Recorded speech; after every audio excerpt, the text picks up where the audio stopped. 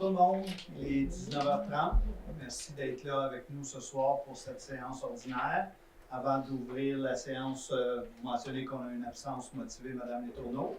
Donc, par tradition, on a mis la chaise des générations à sa place.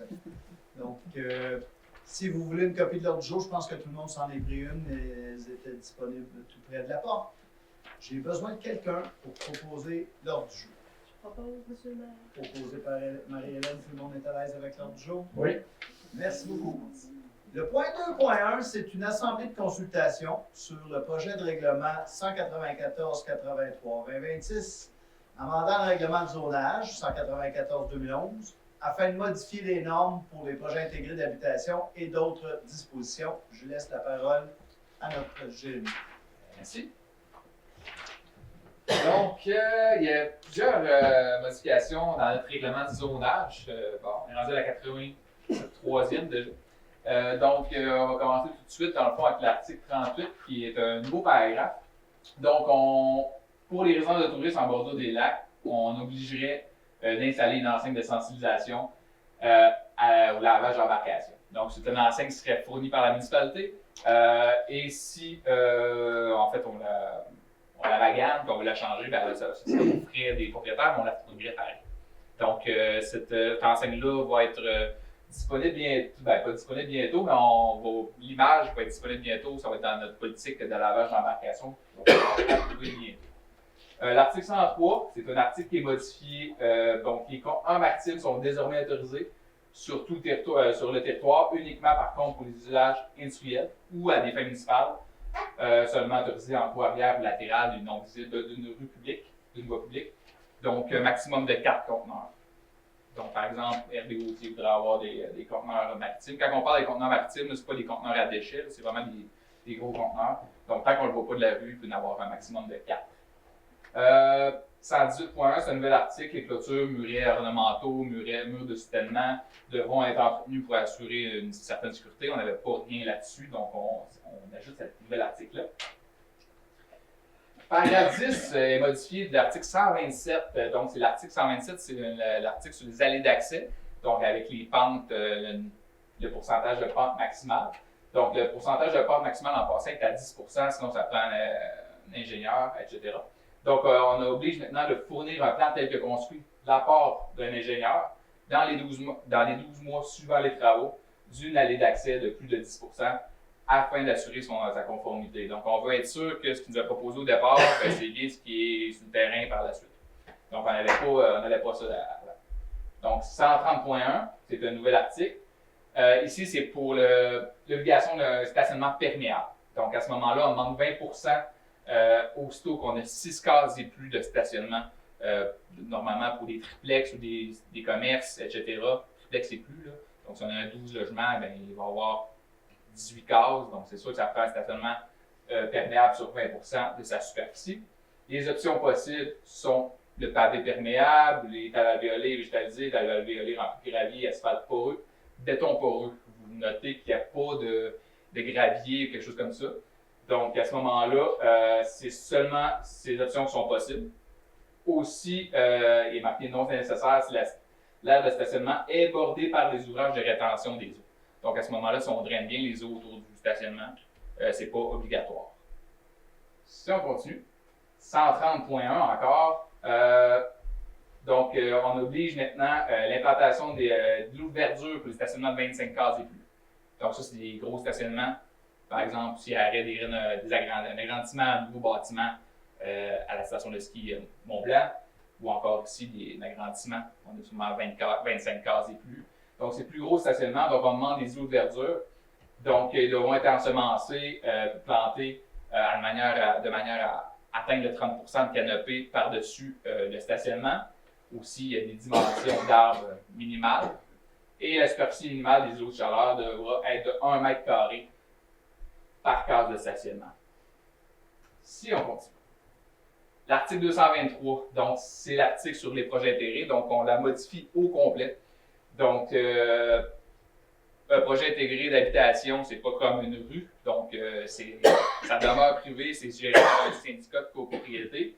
Donc, c'est permis à certains endroits sur le territoire, notamment un petit peu plus en dehors du périmètre urbain. Donc, on modifie ça, donc on demande plus de documents. Donc, à gauche, on se retrouve avec ce qu'on demande présentement, ce qu'on va demander. Dans le futur, c'est à droite. Donc, la liste est bonifiée, donc on va demander des tests de sol pour les installations sanitaires au départ pour être sûr que ça rentre, là, pour être sûr que ça va pouvoir être desservi par les installations sanitaires. Et on va demander plan tel que construit de l'allée véhiculaire. Un peu comme les allées d'accès, on va être certain que l'allée véhiculaire est à la bonne place à la fin des travaux. La superficie, donc avant on avait 4000 m² quand c'était à l'extérieur du périmètre urbain, donc chacun des lots, chacune des propriétés devait avoir un terrain de 4000 m². Maintenant, on n'a aucune superficie. Donc à ce moment-là, il y a un logement à l'hectare qui est maximum, c'est 2,5. Donc le 2,5 à 10 000 m², ça reste pareil. Sauf qu'on, si on a un immense terrain, on peut condenser les résidences. Je vais vous montrer une image qui est assez flagrante plus tard, là. Donc, on peut condenser plus dans un certain secteur et après ça, laisser le reste du terrain naturel. C'est un peu le but d'un projet intégré. Le but, c'est de garder le plus naturel et de couper le moins de végétation possible. Donc, les allées véhiculaires, on a un petit changement suite à les recommandations des services incendies d'ailleurs. Donc, on passe de 5, dans le fond, c'est une largeur minimale de 5 à 9 mètres. Maintenant, on est de 7,5 à 12 mètres et une pente maximale qui est baissée aussi. Donc, on était jusqu'à 15 avant lorsqu'elle était asphaltée. Là, on est à 12 si elle est asphaltée. Donc, on demande moins d'élévation, moins pentu. Donc, après ça aussi, après 250 mètres linéaires, donc on peut seulement observer 10 propriétés, 10 logements. Donc, ce qui veut dire encore là qu'on veut que ça soit plus condensé au début et après ça, que ça soit plus, qu'on garde ça naturel pour qu'ils puissent en profiter, ces résidents-là. Les aires d'agrément, on n'avait rien avant. Donc, les aires d'agrément, on demande un minimum de 20% de la superficie du projet devrait être pour des aires d'agrément pour les citoyens de ce secteur-là, de ce projet intégré-là. Aussi une bande tampon de 5 mètres minimalement de végétation qui devrait être autour du projet. Les numéros civiques, on n'avait rien, mis à part les numéros civiques, comme chacun d'entre nous qu'on a sur notre bâtiment. Là, au début du projet intégré, au début de l'allée véhiculaire, on demande un panneau qui mentionne l'allée véhiculaire, qui mentionne les numéros civiques qu'il va y avoir plus loin. Donc, on mentionne que ça reste privé, donc c'est plus petit, c'est moins large, donc on veut savoir où on s'en va. Après ça, on tombe dans le délai de réalisation, donc on n'avait rien, donc on demande que dans les 3 mois suivants la fin de chaque phase, les sentiers et les aires communes, les aires d'agrément soient déjà réalisés. Matière visuelle. Donc, on avait un dépôt qui était accessible, là, et dissimulé. Donc, ça reste la même affaire, sauf qu'on demande que les conteneurs soient, ou les semi-enfouis, soient dans les 10 premiers mètres de l'allée véhiculaire. Donc, on garde la dissimulation et l'espace plat, évidemment. Donc, ça, c'est un peu l'image. À gauche, on a le projet conventionnel avec rue, donc des lots conventionnels de quartier résidentiel avec une rue publique. Et à droite, on aurait un projet intégré. Donc, vous voyez que c'est plus condensé, puis on conserve un peu plus le boisé. Donc, c'est ça qu'on souhaite modifier dans le fond, parce qu'avant, on avait quand même des lots de 4000 m², sauf que la rue n'était pas publique, la rue d'année véhiculaire était très mince. Donc, ça ne changeait pas grand-chose qu'on permette des projets intégrés. Là, on le permet, puis là, on peut conserver un peu plus la nature. Si on continue, l'article 223.1 est abrogé. C'est un article qui mentionnait, dans le fond, que dans la zone H6-753, qui est sur la principale, juste avant la ligne électrique à droite, quand on s'en va vers la supérieure, donc le gros terrain qui est vacant, on permettait les projets intégrés. On ne le permet plus depuis décembre, donc ça ne servait à rien d'avoir certaines dispositions pour ces projets intégrés dans cette zone. Si on continue, c'est fini pour le premier projet de règlement. Je ne sais pas s'il y avait des questions. On va passer aux questions tout de suite pour ce projet-là, s'il y en a. Quand on parle de 3 mois pour faire les sentiers, puis ensuite, y a-t-il un certain montant qui est gardé là-dessus du promoteur à la municipalité pour non? Non. S'il dit, si au bout de 3 mois, il ne le fait pas, on envoie une lettre. Au bout de 4 mois, on envoie une lettre. Les infractions, les constats d'infraction, on peut toujours charger pour les constats d'infraction, mais il n'y a pas de garantie financière comme dans une rue publique, par exemple.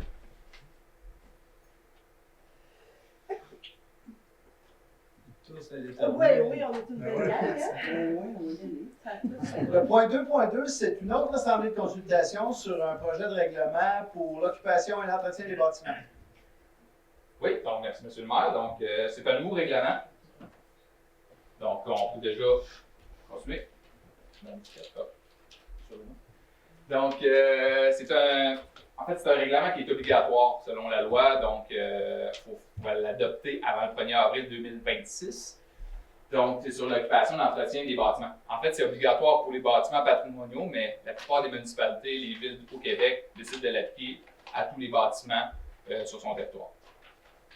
Donc, ça permet à la municipalité de prévenir la vétusté et le délabrement des bâtiments sur son territoire. Donc, l'entretien des bâtiments, exemple toiture, murs, fondations, fenêtres, balcons, ou l'occupation des bâtiments, éclairage, isolation, etc. Donc, ce règlement vise notamment à protéger le patrimoine bâti, l'intégrité des structures, à obliger le propriétaire à effectuer des réparations nécessaires, à permettre à la municipalité d'intervenir en cas de négligence. Donc, on peut aller vers des interventions judiciaires, des constats d'infraction, etc. par la suite. Donc, je vais vous présenter en fait chaque article de ce règlement-là. Il est disponible sur le site Internet si ça vous intéresse. Si ça ne vous intéresse pas, ben, allez pas le voir, mais. Les 4 premiers articles, c'est pas très compliqué, dans le fond, c'est le territoire assujetti, la municipalité de Mont-Blanc, les bâtiments assujettis, donc tous les bâtiments du territoire. Donc, on peut continuer. Après ça, on a. Pas le temps. Ah, désolé. Les terminologies. Donc, à ce moment-là, dans la terminologie, on a toutes les définitions. Qu'est-ce qu'un bâtiment? Qu'est-ce qu'un immeuble patrimonial? Qu'est-ce que délabrement? Etc. Donc, disposition générale, obligation d'entretien et de réparation dans les 30 jours. Donc, pour prévenir la dégradation. Infiltration d'eau. Donc, c'est pour empêcher justement les infiltrations d'eau, réparer ou remplacer les éléments affectés. Donc, prévenir la moisissure, les risques sanitaires. Si on continue.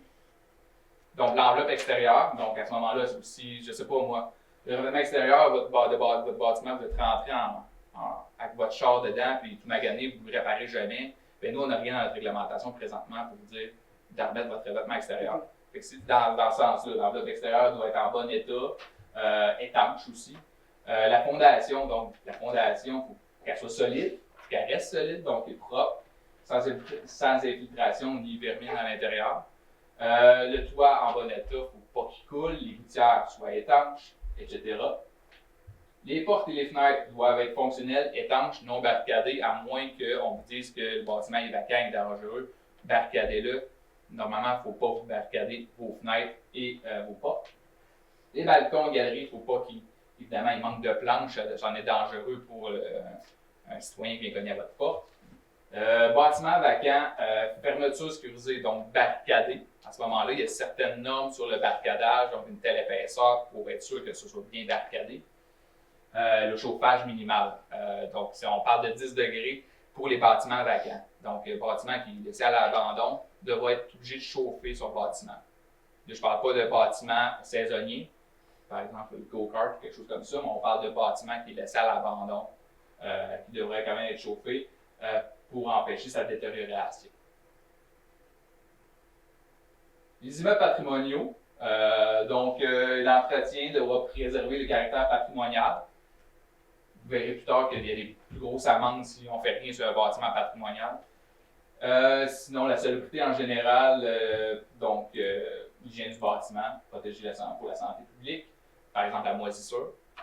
Interdiction, donc il y a plusieurs interdictions, donc les déchets, les animaux morts, on a tout mis là-dedans, donc on n'avait rien, par exemple, si vous laissez les animaux morts sur le plancher de votre sol, on n'avait rien là-dessus. Donc on a de quoi là-dessus, au cas où ça arrive. Les avis de non-conformité, donc c'est un avis d'infraction comme on fait régulièrement pour d'autres règlements. Suite à cela, il peut y avoir un avis de détérioration. L'avis de détérioration, ce que ça fait une inscription au registre foncier. Évidemment, c'est le conseil municipal qui décide si oui ou non on fait un avis de détérioration. Donc, on peut faire une inscription au registre foncier en cas de non-exécution à la suite de l'avis transmis à l'article 17. Ensuite de cela, la notification du propriétaire, on donne 20 jours au propriétaire ou plus, là, un minimum de 20 jours pour assurer de transparence, là, donc pour être sûr qu'il a bien vu l'avis. S'il n'y a rien, on va voir plus tard, mais sinon, avis de régularisation. Donc, un coup que c'est fait, donc au registre foncier, on met l'avis aussi, donc pour dire que c'est rendu correct. Donc, c'est ça. Donc, la liste des immeubles visés par un avis de détérioration se retrouve sur le site Internet de la municipalité. Puis, on le retire avec un avis de régularisation. Acquisition d'un immeuble. Donc, on peut procéder à la municipalité peut procéder à l'acquisition d'un immeuble, soit de gré à gré ou par expropriation, lorsque, par exemple, 60 jours après l'inscription d'un avis de détérioration, au registre foncier, les travaux XG n'ont pas été réalisés. Donc, seulement si c'est un immeuble vacant depuis plus d'1 an, son état constitue un danger pour le public en général, ou il s'agit d'un bâtiment patrimonial qu'on veut conserver. Je vous dis tout de suite, les bâtiments patrimoniaux, on va avoir l'inventaire probablement d'ici avril. On n'en a pas beaucoup sur le territoire, moins d'une dizaine. Nespatat ne fait pas partie de ça. Nespatat et BMR ne font pas partie de ça. L'hôtel, l'ancien hôtel. Le Montagnard n'en fait pas partie. Le Montagnard? n'en fait pas partie. Il n'est pas dans l'inventaire, en tout Ça fait pas partie de... des bâtiments patrimoniaux de la municipalité. Ça m'a surpris. Avec la grosse remorque en arrière, en avant, la piscine en arrière. Continue. Oui. Donc, suite à ça, c'est les articles qui donnent l'autorisation aux fonctionnaires municipaux. Donc, c'est moi ou les inspecteurs municipaux qui peuvent faire les interventions, donc les avis, aller voir sur le terrain, etc. Aussi, les pouvoirs de l'autorité compétente, l'article 26, ça nous permet de demander des avis professionnels, ce qu'on n'avait pas avant. Donc, par exemple, la moisissure, pour être sûr que c'est la moisissure, on peut demander à un expert qui vienne voir aux frais du propriétaire et nous confirmer que c'est vraiment la moisissure, et après ça, il faut qu'il fasse les modifications. Donc, l'obligation du propriétaire de collaborer avec la municipalité. Constat d'infraction, évidemment, on est autorisé à émettre des constats d'infraction. Pénalité, ça va de 1 000 à 250 000. 250 000, c'est pour les bâtiments patrimoniaux. Ça fait une plus grosse marge. C'est de 1 000 à 10 000 pour un bâtiment. C'est bien rare qu'on va aller à 10 000, là, pareil, je ne veux pas faire peur. C'est 20 à 250 000 pour un bâtiment patrimonial laissé en délabrement. On s'entend, il ne faut pas que vous fassiez rien et vous ignorez nos demandes. On peut toujours faire exécuter les travaux aux frais du propriétaire, donc par voie judiciaire, donc avec la Cour supérieure par exemple. Et ça fait pas mal le tour. En fait, j'ai les résumés ici du règlement. Vous pouvez toujours me poser des questions par rapport à ça. Si vous avez des questions aussi plus tard, vous pouvez toujours m'appeler. Puis, oui, Guy. Tous ces règlements-là, c'est correct. Ça entretient les bâtiments, je pense, ça semble viser n'importe quel bâtiment qui est fait dans la municipalité. Oui. Ça demande quand même une quelconque vérification de la municipalité. Oui. Qu'est-ce qui encadre cette vérification-là? Autrement dit, est-ce que n'importe qui de la municipalité peut venir à ma porte et dire, moi, je vérifie s'il n'y a pas des animaux qui traînent à terre dans ta maison, ou si les fenêtres ils coulent, ou whatever. Ça n'arrivera pas à moins d'avoir une plainte. À moins d'avoir Une plainte. plainte de qui? Par exemple, locataire. C'est souvent des locataires avec les propriétaires, là, on s'entend, là, que ça va arriver, ça risque d'être ça. Dans le bon sens, je comprends.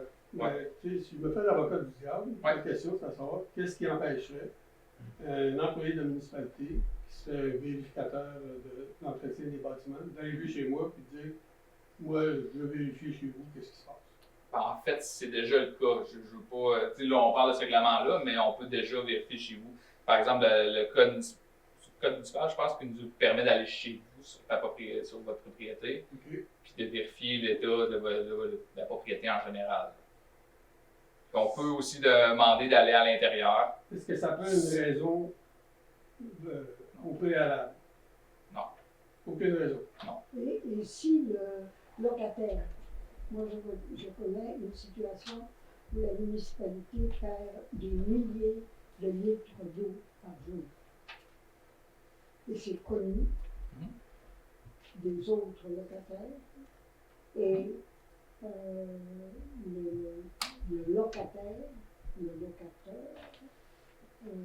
refuse que quelqu'un rentre chez lui. OK. Alors, quel pouvoir la municipalité a à ce moment-là? Là, je sais pas ce que ça a un lien avec ce règlement-là, parce que là, vous me parlez de litres d'eau perdus, c'est ça peut-être plus. Non, c'est plus un côté de refuser l'accès au bâtiment. Oui, on Il y est a un dans le problème. même, Puis on est il dans la refuse. même loi. Ben, ça, il y a des jurisprudences là-dessus. Là, le refus, on peut se faire refuser, on ne forcera pas d'entrer. Si on se fait refuser, puis à un moment donné, on peut aller voir avec un avocat puis rentrer. Ils ont l'obligation de donner accès. C'est sûr qu'un inspecteur arrive chez vous et ça ne donne pas cette journée-là. Votre ménage n'est pas fait, ben, il va vous demander de prendre un rendez-vous X, puis il va revenir à un autre moment. Exact. Puis à l'ultime, si c'est toujours non, jamais, ben là, il y a d'autres recours, puis bien souvent, dans ces moments-là, on demande au service incendie de nous accompagner, ou la police de nous accompagner, parce qu'il y a peut-être anguille sur roche, ou des choses d'autres qui sont cachées. On voit des cas d'amoncellement, là, puis je me souviens plus comment ça s'appelle. Diogène. Ben, on voit ça. Fait que souvent, les gens ne veulent pas nous laisser rentrer, c'est parce que ça cache quelque chose d'autre. Puis à ce moment-là, ben, ça peut même arriver que c'est le CLSC qui nous accompagne ou qui accompagne plus. Ouais, Je dis nous, je ne suis jamais vu, c'est les inspecteurs. Puis, mais on va finir par avoir accès au bâtiment. C'est sûr, plus tôt, c'est mieux parce que, comme vous dites, des fois, c'est d'autres problèmes. Là, on parle de l'eau perdue, c'est une chose, là, mais quand on pense à quelqu'un qui vit dans la moisissure et qui est en train de scraper sa santé. Ça aussi, c'est plus important qu'à moi, c'est aussi très important. Est-ce qu'on peut supposer que ce que vous nous présentez ici ce soir sera suivi par d'autres municipalités? Oui, ben c'est le cas, oui. Oui. En fait, le Mont-Tremblant l'a déjà, la Conception l'a déjà. Donc, il y a plein de municipalités. En fait, on a l'obligation, d'ici le 1er avril, d'arriver au minimum avec ça pour les bâtiments patrimoniaux. Et la plupart des municipalités et des villes le font pour les bâtiments de tout le territoire. Parce que moi, je me bats depuis longtemps, parce que moi, je ne me bats pas juste dans cette municipalité, si ça vous intéresse, là.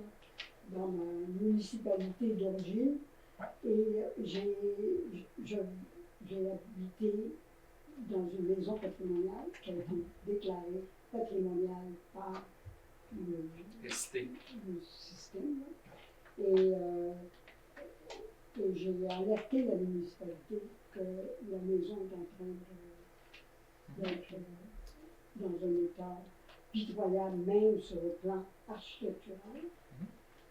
Alors, avec un programme comme ça, une municipalité a quand même un peu plus de pouvoir. Oui. Une autre question sur le sujet? Oui. Avec ces règlements-là, ça donne plus de pouvoir pour l'hôtel. Bon, C'est la même question, hein? C'est la même question. Je vais dire oui. Je sais pas de quoi, mais. Oui. Mais c'est quand même confidentiel, mais je ne veux pas rentrer dans les détails. ok. Mais Mais ça ça donne donne quelque plus de chose. pouvoir. C'est ça, donner le pouvoir. Bien, merci, Jérémy. Ça fait plaisir. Merci Merci, beaucoup. Jérémy. Bon retour. Merci, hein. Très intéressant. Nous sommes rendus au point 3. C'est la période de questions portant essentiellement sur les points qui sont à l'ordre du jour. Je pense que vous êtes tous habitués à mon petit laïus, je n'ai pas besoin de le dire, je vous suggère de tendre à la fin. Merci. Point 4, approbation des procès-verbaux. Donc, on a eu une rencontre, nous avons eu, une assemblée le 13 janvier, puis on a eu l'assemblée du 27 janvier qui était l'extraordinaire pour le budget. Donc, tous les conseillers ont reçu les procès-verbaux. J'ai besoin de quelqu'un qui propose s'il n'y a pas de changement à faire. Sans changement, tout le monde est d'accord avec la proposition d'adopter ces deux procès-verbaux-là. Oui. Merci beaucoup. Marie-Hélène, 5.1, c'est notre point de subvention aux organismes à but non lucratif. comme on a adopté le budget, on a pu réfléchir aussi sur les subventions qui allaient être accordées. Alors, on propose ce soir d'accorder un montant d'abord à l'Ombrelle, qui est la maison d'hébergement pour femmes victimes de violences conjugales et leurs enfants, située à Sainte-Agathe, un montant de 300 $, ça couvre la région ici. D'octroyer un montant de 100 $ pour le Gala des Mercures, qui était à l'école Curie Mercure à Tremblant. Et aussi d'octroyer un montant de 1 000 $ pour l'ascension du col du Nordais, qui est un bel événement qui se passe en partie sur notre territoire. Et aussi d'octroyer un montant de 3 000 $ pour le concours annuel de la Maison des Arts, ici de Saint-Faustin. La municipalité contribue tout le temps pour soutenir le concours annuel de la Maison des Arts. Alors, ici, les contributions, les subventions pour cette fois-ci. C'est proposé par Marie-Hélène. Est-ce que tout le monde est d'accord? Oui. Oui. Merci beaucoup. 5.2, Mathieu, le dépôt de la liste des personnes engagées. Après le dépôt, monsieur le maire. 5.3, c'est la proclamation des journées de la persévérance scolaire. Marie-Hélène. Oui, alors, sachant que, en fait, en corrélation, en lien avec les partenaires pour la réussite des élèves des Laurentides, connaissant le coût du décrochage scolaire, il a pensé que c'est 12,7% des élèves des Laurentides qui vont décrocher. On a le goût d'aller dans la lignée de soutenir la persévérance scolaire à notre façon. Alors, ce qu'on va faire, en fait, c'est il y a la semaine, les journées de la persévérance scolaire qui sont proclamées. Ça vaut comme proclame les journées de la persévérance scolaire 16, 17, 18, 19 et 20 février. On a des petits, si vous voulez, du petit matériel là, pour promouvoir. On a aussi, il va y avoir un drapeau, j'ai entendu, drapeau de la persévérance à l'hôtel de ville. Les employés vont s'habiller en vert, donc on essaie de trouver, vous avez vu, nos petits rubans pour la persévérance. Alors, il y en reste là, si vous voulez. Donc, vraiment, c'est quelque chose qu'on trouve important de soutenir le PREL, qui est le partenaire pour la réussite des élèves dans les Laurentides, pour lutter contre le décrochage scolaire. Proposé par Marie-Hélène, tout le monde est d'accord? Oui. La persévérance scolaire, merci. 5.4, c'est le dépôt de la liste des donateurs et rapports de dépenses de candidats à l'élection de novembre 2025. Mathieu? Oui, dans le fond, je confirme que j'ai reçu les rapports de dépenses de tous les élus présents ici ce soir, également Mme Letourneau absente, ainsi que M. Alexandre Etier, Céline Saint-Jean, Guy Pisapia, Carole Oster et M. Réal Tourigny. Je les ai tous reçus. Merci. 5.5, Marie-Lou, appui à la ville de Sainte-Agathe-des-Monts pour l'aménagement d'un îlot sportif. Oui, fait que dans le fond, on aimerait ça passer une résolution pour venir en appui à la ville de Sainte-Agathe. Eux, ils ont fait l'acquisition d'un terrain derrière le centre sportif d'Amiens-Étu. Puis ils aimeraient construire un îlot sportif, dans le fond, sur ce site qui comprend un terrain de soccer, de football, une patinoire, un site de deck hockey, skatepark, pump track, pavillon de service et parcours d'exercice. Dans le fond, ils ont besoin de notre appui, ou ils aimeraient savoir notre appui pour l'aide financière du programme d'aide financière aux infrastructures récréatives et sportives de plein air. Fait que dans le fond, moi je propose qu'on fasse une résolution pour les appuyer dans cette démarche. Dans le fond, les citoyens de Mont-Blanc vont pouvoir en profiter, puis les étudiants de la polyvalente des Monts aussi vont pouvoir en profiter. Proposé par Marie-Lou, tout le monde est d'accord Oui. avec ça? Oui. Merci.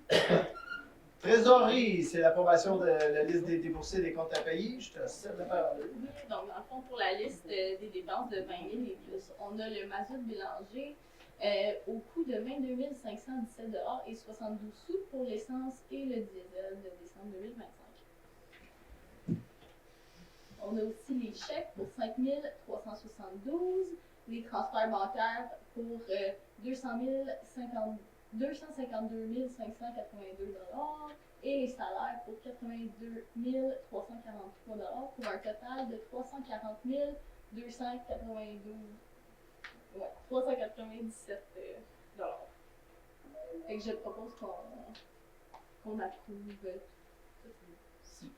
Posé par Marie-Lou, tout le monde est d'accord? Oui. 6.4, c'est le dépôt de la liste des autorisations de dépenses. Mathieu. On en fait le dépôt, M. le maire. Merci. 6.5, Marie-Lou, l'adoption du règlement décrétant l'imposition des taxes pour l'année 2026. Oui, fait que dans le fond, considérant qu'il y a eu un avis de motion qui a été déposé lors de la séance du 27 janvier, considérant qu'il y a eu des copies qui ont été à la disposition durant la séance aujourd'hui, puis considérant que les numéros de matricule de l'annexe A ont été mis à jour depuis le 27 janvier, je propose d'adopter le règlement 326 2026 pour l'imposition des taxes pour l'année 2026. Tout le monde est d'accord? Oui. Merci. 7, excusez-moi, travaux publics 8.1, Alain, approbation du devis et autorisation de procéder à l'appel d'offres pour le déneigement et le déglaçage. Oui, considérant que la municipalité souhaite obtenir des soumissions pour le déneigement et le déglaçage d'une partie de son territoire, considérant qu'un devis a été préparé par le service administratif, je propose d'approuver le devis portant numéro 2026-77, préparé par les services administratifs municipaux, d'autoriser le processus d'appel d'offres public. Tout le monde est d'accord? Oui. Merci. Guy, 8.2, engagement de la municipalité dans le cadre du programme de transfert pour les infrastructures d'eau collectives du Québec. Oui, c'est un programme qui revient à chaque année. Donc, c'est souvent la même résolution qu'on passe. En réalité, ce que je propose, c'est que la municipalité respecte le guide, qu'elle devienne responsable des travaux, qu'elle rende les comptes selon le guide et que s'il y a des investissements à faire, qu'elle le fasse. Super. Tout le monde est d'accord avec ça? Oui. Merci. Il n'y a pas eu de CCU, donc on va passer directement à l'urbanisme et à l'environnement. 11.1, Alain, c'est une avis de motion et un dépôt de projet de règlement. Oui, je donne à la présente Assemblée une avis de motion l'effet que ça représentait une séance subséquente pour adoption d'un règlement numéro 315-1-2026, amendant le règlement numéro 315-2024, établissant un programme d'aide financière pour la mise aux normes des installations sanitaires.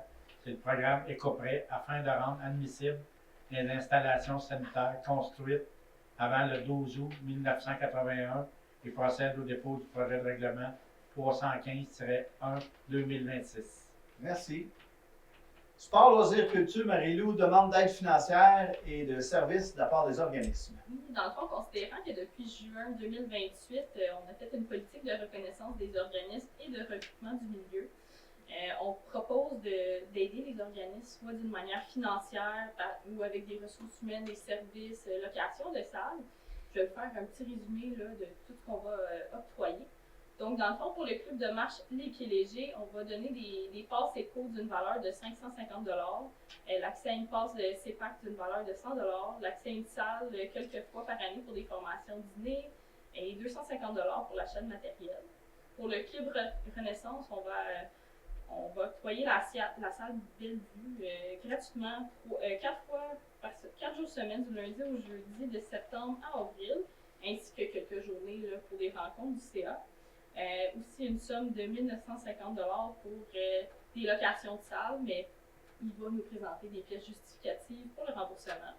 Pour le club de la pétanque des Lacs, un accès gratuit au terrain de pétanque et à l'entrée de la gare La Roulotte durant l'été.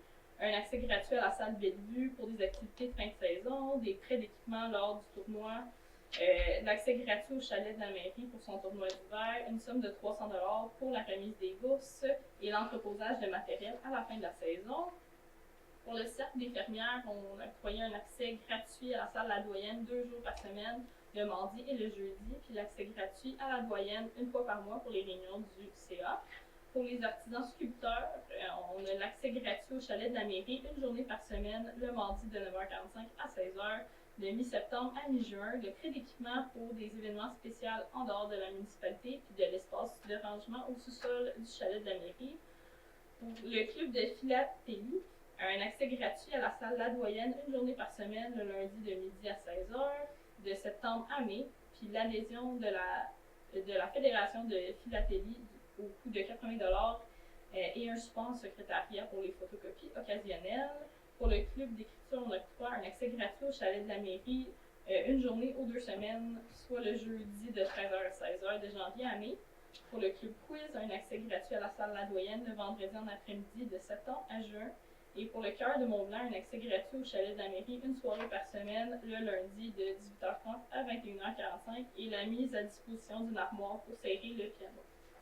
Et je propose qu'on octroie ces services et et l'argent suivant. Là, j'ai cligné des yeux, puis on est déjà à la fin de mandat, parce que tu as dit depuis 2028. C'est ça. Ah, depuis 2008, excusez-moi. Donc, c'est proposé par Marie-Lou, tout le monde est d'accord? Oui. Merci beaucoup. Merci Marie-Lou. En fait, il en reste une. 3.2, c'est l'adoption de la politique visant à encourager l'activité physique et le développement culturel de notre jeunesse. Oui, fait que dans le fond, je propose l'adoption d'une politique visant à encourager l'activité physique, le développement et la culture de notre jeunesse. Dans le fond, c'est pour offrir un support financier pour les activités qu'on n'offre pas à Mont-Blanc. Donc, dans le fond, les activités qu'on n'offre pas à Mont-Blanc, on va rembourser les frais de non-résidents dans les autres municipalités. Fait que je propose cette résolution. Proposé par Marie-Lou, tout le monde est à l'aise? Oui. En fait, c'est surtout pour Sainte-Agathe, il y a des activités qui ne sont pas offertes à Tremblant avec notre entente, puis qui ne sont pas offertes chez nous. Là. Dernièrement, ça a été le baseball. Marie-Hélène, 13.3, conclusion d'un protocole d'entente avec la Maison des Arts. Alors, vous savez que la Maison des Arts occupe l'ancien presbytère, ici à Saint-Martin, et que le presbytère nous sommes propriétaires du presbytère. Et en fait, comme nous mettons à la disposition de la Maison des Arts ce bâtiment, et en fait, on a à prendre une entente avec la Maison des Arts pour l'utilisation du local et des modalités. Donc, je propose d'autoriser le directeur général à signer un protocole d'entente qui sera joint pour faire partie. Donc, voilà. Donc, je me sens engagée dans ce qui est écrit là. J'essayais de vous pondre quelque chose de cute, là, mais voilà. Donc, on va signer le protocole d'entente. Je vous propose, tout le monde est d'accord avec ça? Oui. Merci. 13.4, Daniel, autorisation de passage pour l'événement cycliste Ascension Col du Nordais. Alors, c'est un événement, on dit que c'est la 3e année que ça a lieu. Le ministre des Transports nous demande à la municipalité de pouvoir de passer une résolution pour qu'on puisse organiser le départ de la municipalité ici, au chalet de la mairie ou à l'hôtel de ville. Ça va se passer le 19 mai 2026. Alors, il faut naturellement. 19 septembre. 19 septembre, j'ai dit. Considérant que la sécurité cycliste est prise en charge par l'ascension du col de Nordais et Hillclimb, c'est les organisateurs. Alors, je propose qu'on autorise les cyclistes de l'événement de faire le départ ici de la municipalité. Tout le monde est d'accord? Oui. Merci beaucoup. Nous sommes rendus au point 14, c'est le tour de table des membres du conseil. Je commencerai par Marie-Hélène. Rien pour moi aujourd'hui. Super. Alain? Rien non plus. Daniel? Oui, Guy, excuse-moi, j'avais un blanc. Guy. Je vais parler de la RITL. Bonne nouvelle, ce qu'on avait annoncé au dernier conseil. On est en train de regarder des solutions pour pallier un peu aux faiblesses de service de la RITL. On va avoir un conteneur là, incessamment, je crois, dans les prochains jours.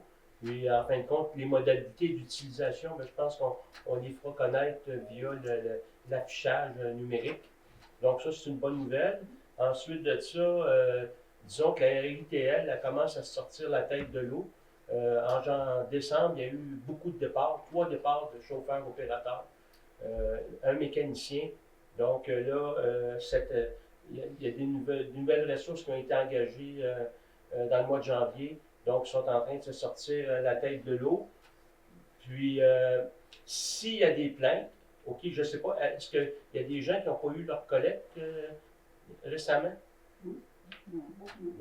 S'il y a des plaintes, c'est mieux de s'adresser à la TL directement.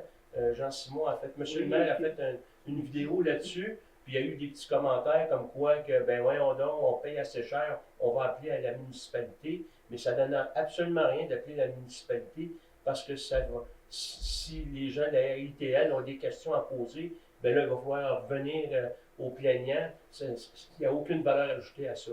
Donc, c'est le point que je voulais apporter. Merci Guy. Allô? Oui, juste un petit rappel que c'est l'événement Plaisir d'hiver le 21 février de 10h à 16h. Fait que venez-vous-en, on va avoir du fun. Merci, madame. Merci. Moi, j'ai rien non plus, l'administration. C'est bon. On est rendu à la période de questions. Je vous invite à vous avancer parce qu'on s'est fait dire par commentaire là, que lorsque les gens posent des questions, on ne les entendait pas à la caméra. Il y a un micro en avant. Je sais que ça rend mal à l'aise un peu, là, mais qu'on puisse entendre la question comme il faut lors de l'enregistrement. Donc, si vous avez une question, vous vous levez et vous venez nous la poser.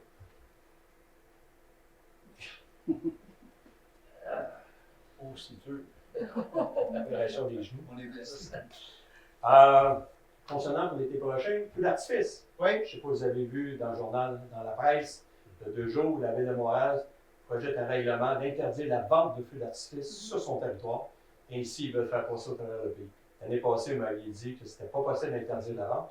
Maintenant, je ne sais pas ce qui s'est passé, il y a peut-être quelque chose de changé. Est-ce que la MRC va se diriger dans cette section-là? Parce que toujours, c'est bruyant. Moi, ce qui m'inquiète plus, c'est que les gens ont des feux d'artifice au travers des maisons, surtout le printemps, quand c'est sec. Ça me fait cliquer un peu. Ben, moi, j'ai une rencontre dans 2 semaines à la MRC. Je poserai la question. C'est possible, oui, c'est possible, ce serait le fun. Parce que si la ville de Montréal le fait, Ouais. on Ouais, est qu'on rendu. peut. Merci. Bienvenue. Moi, j'en ai eu une question. On va se lever. Ben, je peux la répéter pour vous, Mme Rose. Posez-la, je la répéterai. Vous savez, à mon âge, le ski, ça exige beaucoup. Vieil organisme.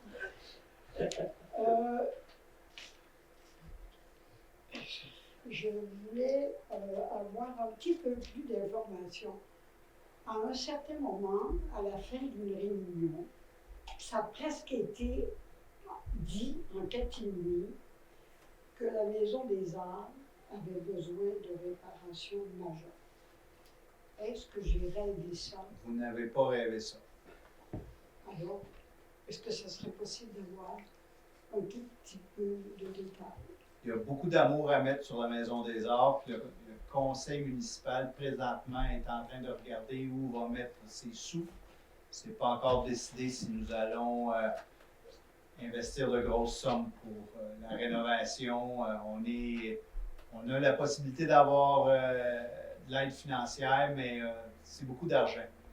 On en a parlé tantôt, on est presque décidé, mais on va continuer à approfondir la chose. Est-ce qu'on va mettre un peu d'argent pour faire en sorte qu'on puisse étirer la date, repousser la date des travaux majeurs? Là? C'est ça qu'il faut réfléchir. Parce qu'il y a beaucoup d'argent à mettre sur la Maison des Arts. On aime l'organisme, on veut supporter l'organisme, on est en train de réfléchir justement, là, comme je répète, là, mais est-ce qu'on va mettre beaucoup d'argent dans la Maison des Arts ou on va regarder une solution B, un plan B? Le conseil va se pencher cette année. Ça n'a pas de statut patrimonial. Non. De peu, par exemple. Ben, il y a, Oui, il y ou a un non? statut patrimonial. Je pense que oui. Je pense que oui, c'est 1800. OK. Quand on aura plus de détails, on vous en dira Mais plus les. c'est beaucoup d'argent, puis on a des choix à faire. Là. Notre budget, on avait mal au cœur quand on l'a présenté. Puis il faut trouver des économies parce que ça ne nous tente pas d'augmenter pour augmenter les taxes l'an prochain. C'est un défi. Mais s'il est patrimonial, là, il va falloir voir quelles sont les choses que nous devons faire pour respecter nos propres règles. Il y aurait aussi une possibilité d'avoir des subventions. Oui, on est éligible à une subvention. Mais c'est minime comparativement À ce que ça l'ensemble coûte. des coûts. On C'est a surprenant. au-dessus d'un demi-million de dollars à faire comme rénovation. C'est même bâti à la neuf. Pour un si petit bâtiment, là. Est-ce qu'il y a de l'amiante? Non, C'est il n'y a pas en plus. d'amiante. Il n'y a pas d'amiante en plus. Une chance. Mm. On a tout fait inspecter, puis là, c'est ça qu'on est en train de regarder. Les cas, j'espère.